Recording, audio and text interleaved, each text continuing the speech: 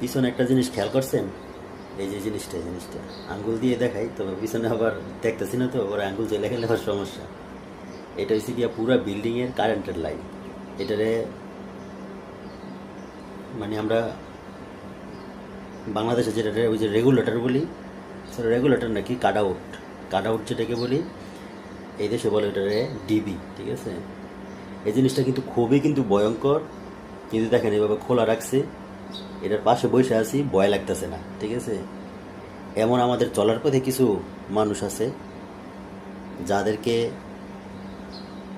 তারা ভিতরে ভিতরে খুবই ভয়ঙ্কর, কিন্তু মানায় নিতে হয়, ঠিক এই যে ডিবির মতো, ঠিক আছে?